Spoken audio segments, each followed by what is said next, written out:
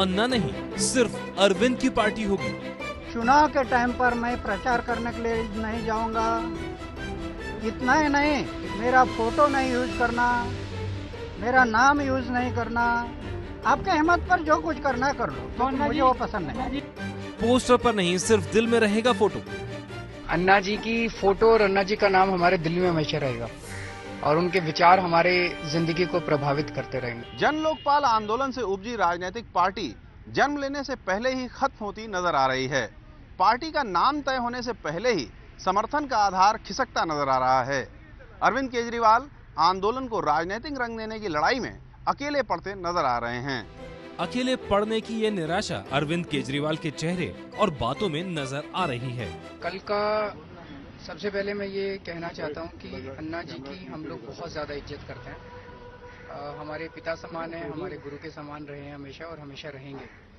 और कल का फैसला हमारे लिए बहुत ज्यादा शॉकिंग था, बहुत दुखद था और बहुत अप्रत्याशित था। हमने सोचा नहीं था कि दुर्भाग्यपूर्ण भी है। अन्ना हजारे ने 19 सितंबर की रात को यह ऐलान किया था कि अरविंद और उनके सहयोगी जो पार्टी बना रहे हैं वो ना तो अन्ना नाम इस्तेमाल कर पाएगी और न ही उनकी फोटो। अन्ना के ऐलान के बाद तो अरविंद को ऐसा झटका लगा कि वो तुरंत अपनी प्रतिक्रिया भी नहीं दे पाए थे। अन्ना के ऐलान के करीब 15 घंटे बाद अरविंद और उनके सहयोगी मीडिया के सामने आए। मेरा यही कहना था, 75% पर जनमत था, तो आज की मीटिंग बुलाने का क्या मतलब था? जनता का सपोर्ट इतना है तो किस लिए मीटिंग लेना? ये मेरा प्रश्न था। अगर वो 75% जनमत है तो अच्छी बात है, लेकिन मुझे लगता कि ये फेसबुक और नेट और इससे लेना ये जनमत नहीं है, ये मैं नहीं मानता। अन्ना ने ही कहा था कि जब उसके बाद मैं अन्ना से मिलके आया कि एक सर्वे करवाइए, जनता से पूछिए। सर्वे के तरीके भी कहे थे कि एसएमएस होंगे और वो इंटरनेट होंगे और उसके बाद जाने माने लोगों से। तो ऐसा लगता था कि उसके बाद शायद आंदोलन बनाम राजनीति की इस लड़ाई में सिर्फ अन्ना ही अलग नहीं हुए, बल्कि भ्रष्टाचार के खिलाफ लड़ाई में उनके कई सहयोगी अलग हो गए, जिनमें किरण बेदी और संतोष हेगड़े जैसे कई नाम शामिल हैं। अब ये लोग खुद अरविंद केजरीवाल से आंदोलन से राजनीति की तरफ मुड़ने पर जवाब मांग रहे हैं। कि अगर अरविंद कह रहे थे कि अगर अन्ना नहीं मानते तो मैं पॉलिटिकल पार्टी नहीं बनाऊंगा, तो उसने अगर अभी भी बना रहे तो अरविंद ही जवाब दे सकते हैं कि उनको कौन सी ऐसी चीज है जिस पर उनको ये मूवमेंट को तोड़नी पड़ी। इतने बेखराव के बीच ये तय है कि अरविंद केजरीवाल को अपनी लड़ाई नए सिरे से लड़नी होगी। राजनीतिक समीक्षकों के मुताबिक सिर्फ दिल में फोटो रखकर अरविंद केजरीवाल अन्ना के समर्थन का दावा जनता तक नहीं पहुंचा पाएंगे। केजरीवाल जी, जिनकी अभी पार्टी बनी भी नहीं है, मुझे लगता है कि वो इस मामले में उन्हीं तमाम पॉलिटिकल पार्टीज की जो गांधी, अंबेडकर, सरदार पटेल और विवेकानंद और जैसे बड़े बड़े लोगों की बातें करती हैं, लेकिन उनकी बातों का अनुसरण नहीं करती। तो उस मामले में केजरीवाल फट से सामने आ गए। उन्होंने कहा कि हम उनकी तस्वीर दिल में रखेंगे, आदर करेंगे। लेकिन जो अन्ना हजारे साफ बात कह रहे हैं कि वो उस राजनीतिक पार्टी का जो वो बनाने का प्रयास कर रहे हैं उसका समर्थन नहीं करते, तो उसका अनुसरण नहीं कर रहे। कुछ लोग सोच रहे हैं आइडियलिस्टिकली एक पार्टी बनाना और आगे जाना, उसमें कोई हर्ज नहीं है, लेकिन अन्ना को बिला वजह घसीटना, अगर वो उनकी मर्जी नहीं है, वो भी सही नहीं है। तो अन्ना अपनी सोच के हिसाब से चल रहे हैं कि वो आंदोलन के साथ रहेंगे और जो अभी एग्जिस्टिंग सिस्टम है उससे कुछ सोल्यूशन निकालेंगे आंदोलन के चलते। और अरविंद और बाकी सब लोग का और कई लोगों का मानना है कि देश को विकल्प की जरूरत है। तो जन लोकपाल भी लाने के अलग अलग तरीके हैं। राजनीतिक समीक्षक इस लड़ाई को आसान नहीं मान रहे। जनता समर्थन देगी या नहीं, ये तो चुनावी अखाड़े में पता चलेगा और उसके लिए बड़ा संगठन खड़ा करना होगा। ये बात अन्ना हजारे समझते हैं और अरविंद केजरीवाल भी, और इसीलिए अरविंद की आने वाली पार्टी के लिए ये लड़ाई और मुश्किल हो गई है। मैं विकल्प दे दूंगा जनता के लिए, देश के लिए। मैं अंदर नहीं जाऊंगा, बाहर रहकर जनता के लिए विकल्प दूंगा। ये है अन्ना हजारे का वो बयान जिसके बाद अरविंद केजरीवाल और उनके सहयोगियों के हौसले बुलंद हो गए थे। अब आंदोलन सड़क पे भी होगा और संसद के अंदर भी होगा, दोनों जगह आंदोलन होगा। दिल्ली के जंतर मंतर पर अरविंद केजरीवाल, मनीष सिसोदिया और गोपाल राय 25 जुलाई को आमरण अनशन पर बैठे थे। 3 दिन बाद अन्ना हजारे ने भी अनशन शुरू कर दिया और इसके बाद अचानक 2 अगस्त को अनशन तोड़ दिया गया और एक नई राजनीतिक पार्टी बनाने का ऐलान किया गया। साथियों, हमारे राजनीति में जाने का एक ही मकसद है। ये राजनीतिक विकल्प ऐसा होगा जो दिल्ली के सत्ता के केंद्र को ध्वस्त करके इस सारी की सारी सत्ता को इस देश के हर गांव, हर शहर और हर नागरिक तक पहुंचाएगा। उस वक्त मंच पर अन्ना हजारे भी मौजूद थे और अन्ना हजारे खुद पार्टी में शामिल हुए बिना पार्टी बनाए जाने का विचार का समर्थन कर रहे थे। इसलिए आप जो लोग कह रहे हैं कि विकल्प देना ही पड़ेगा, इसके लिए मैं सहमत हूँ।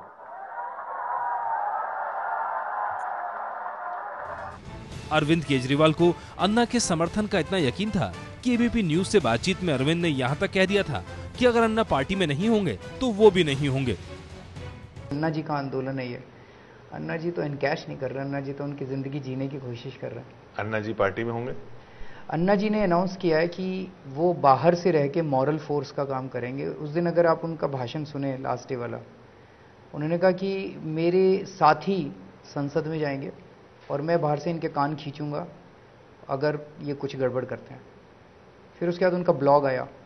उस ब्लॉग में उन्होंने लिखा कि जिस दिन ये पार्टी सत्ता से पैसा और पैसे से सत्ता में पड़ेगी, मैं अपने आप को अलग कर लूँगा, और जिस दिन अन्ना अलग कर लेंगे मैं भी अपने आप को अलग कर लूँगा। बिकॉज इस खेल के अंदर अगर ये पार्टी पड़ गई तो उसके लिए तो हम लोग नहीं आए। लेकिन अब अन्ना हजारे ने साफ कर दिया है कि वो ना तो पार्टी में शामिल होंगे और न ही समर्थन करेंगे। पर अरविंद अब पार्टी बनाने के फैसले से पीछे हटने के मूड में नजर नहीं आ रहे। मुझे लगता है कि हमारा हमेशा ये प्रयास रहेगा कि अन्ना साथ जुड़े इसमें। बिकॉज अन्ना के जो 5 आदर्श हैं वो हमारे लिए और हमारी पार्टी के लिए हमारी फाउंडेशन होंगे। अच्छे विचार, अच्छे आचार, अपमान पीने की शक्ति, ये सारे विचार उनके जो हैं वो हमारे और हमारे पार्टी के लिए यही उसकी फाउंडेशन होंगे। वहीं पार्टी बनाए जाने पर असमंजस किरण बेदी में भी नजर आया। एक ही सांस में उन्होंने पार्टी बनाए जाने पर अरविंद से जवाब मांगने और पार्टी से दोहरे फायदे होने की बात कह डाली। कुछ नहीं टूटा, बल्कि इसको दोहरी ताकत मिली। अरविंद पार्टी भी बनाएगा, अच्छे लोगों को लाएगा और हम ईमानदारी की बात करेंगे। ईमानदारी मूवमेंट भी जारी रहेगी। खुद अन्ना हजारे एक दिन कहते हैं कि पार्टी को उनका समर्थन नहीं है और दूसरे दिन कह डालते हैं कि पार्टी और आंदोलन अलग नहीं है। अब हमारे ही आंदोलन के 2 हिस्से बन गए हैं। एक हिस्सा राजनीति में जाएगा और दूसरा आंदोलन है, आंदोलन ही चलाएगा। लेकिन मैं मानता हूं कि ये दोनों हिस्से देश के लिए बहुत महत्वपूर्ण है। हमारे रास्ते अलग हो गए लेकिन मंजिल एक ही है। वहीं दिग्विजय सिंह ने अरविंद केजरीवाल पर नए सिरे से हमला बोला है। मैं शुरू से इस बात को कह रहा था कि अन्ना के भलमनसाहत और अन्ना के ब्रांड नेम को कुछ अति महत्वाकांक्षी लोग बेच रहे हैं, उनका दुरुपयोग कर रहे हैं। मुझे इस बात की खुशी है कि अन्ना ने इस बात को समझा है और उन्होंने अपने आप को उससे अलग कर लिया है। केजरीवाल जी आए, बहुत ही उनका स्वागत है कि अगर वो आते हैं और एक पॉलिटिकल पार्टी बनाते हैं तो हो सकता है कि कुछ हमें नयापन नजर आए। जहां तक दिग्विजय सिंह का ताल्लुक है, दिग्विजय सिंह एक जो है गुड़ राजनीतिक हैं। उन्होंने पहले से असेस कर लिया था कि क्या किस तरह की सोच है, क्या मूवमेंट है, तो वो बार बार कहते रहे। लेकिन उनका सही होना भी एक समाज के लिए, उन्होंने जो बातें कही दिग्विजय सिंह ने, और अगर वो सब बातें सही साबित हो रही हैं तो वो भी समाज के लिए एक अच्छी बात नहीं है। क्योंकि जो लोग जो कुछ नयापन चाह रहे थे, जिन्होंने कुछ आदर्श की बात कर रहे थे, अब आज ऐसा लग रहा है कि सब एक जैसे हैं। बहुत मुश्किल है किसी के लिए कहना कि अन्ना सही है, अरविंद सही है, या सिर्फ ये कहना, ये इसे पूछना कि सिर्फ फोटो से काम चलेगा। अरविंद केजरीवाल की जो लड़ाई है और जो जिससे साथ लोग जुड़ेंगे, उनके लिए बहुत ही बड़ा एक मुश्किल काम होगा आगे। लोगों को संगठित करना, एक नई पार्टी का रूप देना, बहुत ही मुश्किल वो रास्ता रहेगा, लेकिन वो रास्ता जरूरी है और किसी ना किसी को तो उस रास्ते पे चलना है। जाहिर है आंदोलन के वक्त सरकार से सवाल पूछने वाली टीम अन्ना अब खुद बढ़ गई है और अपने फैसलों से खुद ही सवालों के घेरे में आ गई है। ये जो आज जन लोकपाल बिल की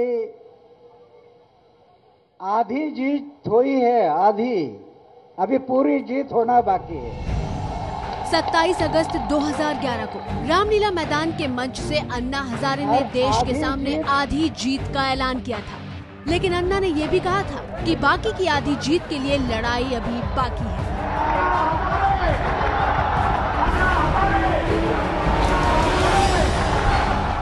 टीम अन्ना को आधी जीत तो 1 साल पहले ही मिल गई थी, लेकिन बीते 1 साल में अधूरी जीत के ये पन्ने बिखरने लगे। अन्ना की टीम बिखरने लगी, आंदोलन के हिस्से होने लगे। अन्ना हजारे को आंदोलन का चेहरा बनाया गया था, लेकिन ऐसा क्या हुआ कि भ्रष्टाचार के खिलाफ छेड़े गए सबसे बड़े जन आंदोलन का ये चेहरा भी आंदोलन से अलग होने लगा। ये सब अचानक नहीं हुआ। ऐसे कई मुद्दे रहे जिन पर अन्ना हजारे और अरविंद केजरीवाल के बीच मतभेद बढ़ते गए।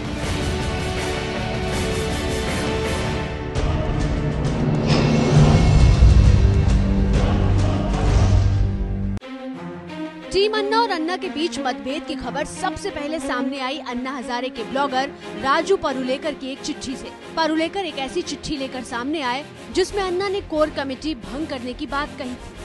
अचानक लिखने लग गए अन्ना जी बोले हाथ में लिया और वो पुनर्रचना वाली बात उन्होंने लिखी, मैंने ये कोर कमेटी की पुनर्रचना करूंगा। और वहां पर सुरेश भाऊ पठारे थे, वो बोले नहीं नहीं नहीं नहीं नहीं नहीं लिखना अन्ना। तो अन्ना ने जी कहा यानी चुप किया उसको और पूरी बात लिखी जो आपने पढ़ी वो मैं दूं। हालांकि तब राजू ने चिट्ठी ब्लॉग पर डाली नहीं थी क्योंकि अन्ना के सचिव सुरेश पठारे ने उन्हें रोक दिया था और वो मुझे उन्होंने सिग्नेचर करके दे दी और डाल दो बोले। डाल दो बोलने के बाद मैं तो इमीडिएटली डाल दो। 5-6 ब्लॉग हैं तो उसमें से कोई भी ब्लॉग डालना पड़ता है। बाहर आके मुझे सुरेश जी ने कहा, सुरेश भाऊ ने कहा, वो मेरे भाई समान है, तो उन्होंने मुझे कहा कि भाऊ ऐसा मत करना, वो ब्लॉग अभी नहीं डालना। राजू परुलेकर ने आरोप भी लगाया था कि अन्ना अरविंद केजरीवाल, प्रशांत भूषण, किरण बेदी और मनीष सिसोदिया से तंग आ चुके हैं। वक्त आता है राजू तो गधे को भी बाप बनाना पड़ता है, ये अरविंद केजरीवाल के बारे में अन्ना बोले। वक्त आता है तो गधे को भी बाप बनाना पड़ता है, ये जिंदगी में ध्यान रखना। हालांकि अन्ना और उनके सहयोगी इन आरोपों को खारिज करते रहे। वो कह रहे हैं कि राजू ने टीवी पे आके बोला है कि कोर कमेटी को डिसबैंड करेंगे अन्ना और नए। कब बोला? ये गलत है, मेरी उनकी बात भी नहीं है, मेरी उनकी मुलाकात भी नहीं। कैसे बोल रहा हवा में, पता नहीं ये हवा में क्यों बोलते हैं।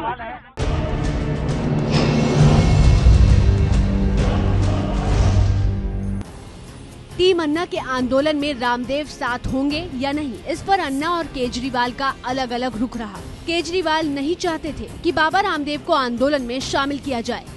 मैं क्लियर कर देता हूँ, रामदेव के साथ किसी तरह का कोई गठजोड़ नहीं है। जब जब वो आंदोलन करेंगे हम उनका समर्थन करेंगे।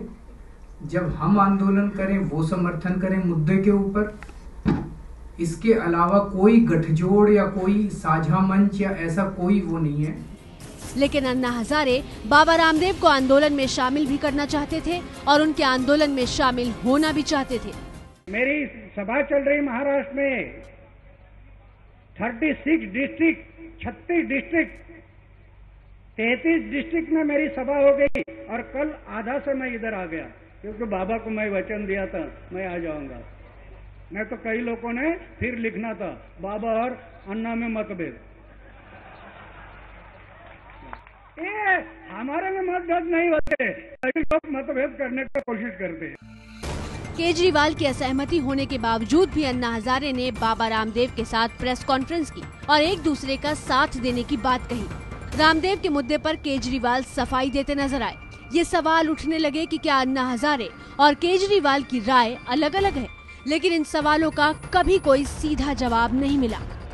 अभी ये तय हुआ ना, अन्ना, टीम अन्ना और रामदेव बाबा विदेश का काला धन लाने के लिए लोकपाल, लोकायुक्त, करप्शन को मिटाने वाली जितनी बातें हैं ये सब इकट्ठा कर लड़ना है, ये हमारा तय हुआ सबका। मगर उन्होंने कहा है कि टीम अन्ना और बाबा रामदेव कभी भी एक साथ मंच शेयर नहीं करेंगे। मैं पूछूंगा वो, मैं पूछूंगा।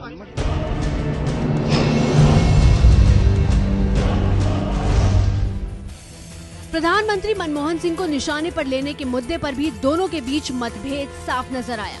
अरविंद केजरीवाल खुलकर प्रधानमंत्री का नाम लेकर हमला करते रहे, जबकि अन्ना हजारे ने पीएम पर हमला करने से परहेज किया।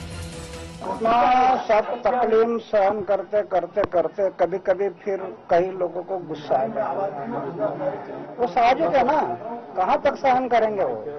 लेकिन अगर ऐसी बात हो गई वो जो पंतप्रधान को छोड़ वगैरह, ठीक है वो कुछ भी हो, लेकिन हम उसके लिए थोड़ा दिलगिरी व्यक्त करेंगे कि शोर वगैरह ये बात थोड़ा नीचे की हो गई।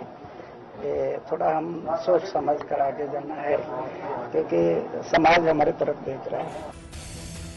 ठीक ऐसा ही मतभेद राष्ट्रपति प्रणब मुखर्जी के नाम पर भी सामने आया। राष्ट्रपति बनने के बाद भी केजरीवाल प्रणब मुखर्जी को निशाना बनाते रहे, जबकि अन्ना हजारे ने राष्ट्रपति पद को सम्मान देने की बात कही।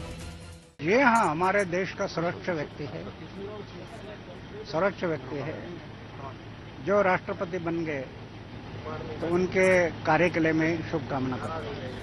अब आक्षेप क्या थमेंगे उनके प्रति जो आक्षेप, वो मैं नहीं करना चाहता अभी।